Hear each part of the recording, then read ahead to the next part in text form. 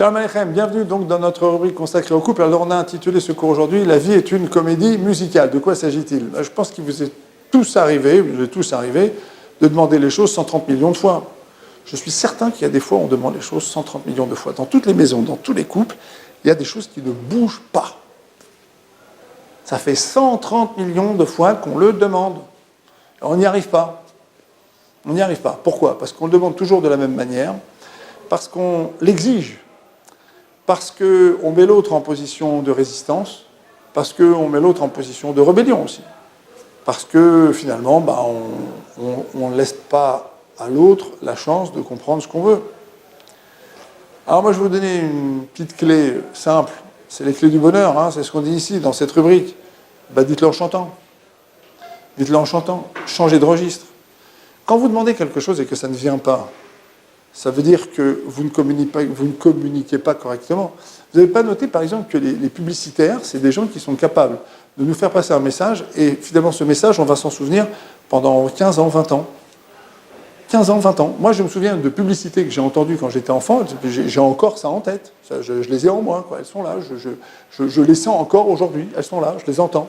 Les publicitaires, c'est des gens qui savent communiquer, c'est-à-dire qui cherchent à atteindre le cœur de l'individu, l'esprit de l'individu, les yeux de l'individu, sa conscience, avec un message qui est savamment calculé.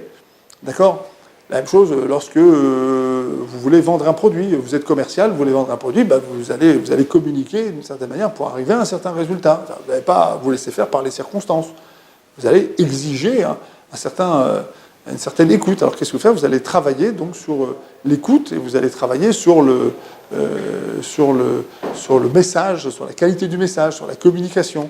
Si vous répétez des choses 1 million de fois, 130 millions de fois et que vous n'êtes pas entendu, c'est que vous n'avez pas fait ce travail.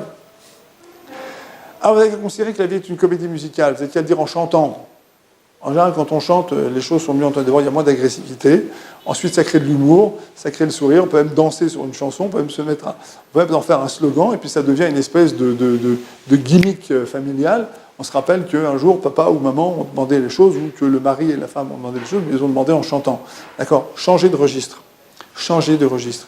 Vous n'êtes pas entendu, vous n'êtes pas écouté, vous n'arrivez pas à obtenir quelque chose que vous voulez, changez de registre. Bougez d'un mètre.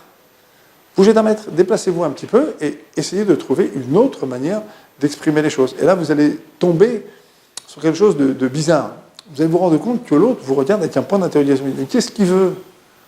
Et là, vous allez lui dire, tu sais, j'ai envie qu'on aille au resto. Et là, tu dis, ah bon? Il dit, oui, ça fait juste 5 ans que je te dis que j'aime bien qu'on aille au resto au moins une fois par mois. Il dit, ah bon? Vous avez changé de registre. Vous avez changé de mode de communication, vous avez rendu votre message plus attrayant, vous avez créé la surprise, vous avez été mobile, vous avez été souple, donc maintenant vous êtes écouté, vous êtes entendu, vous êtes pris en compte.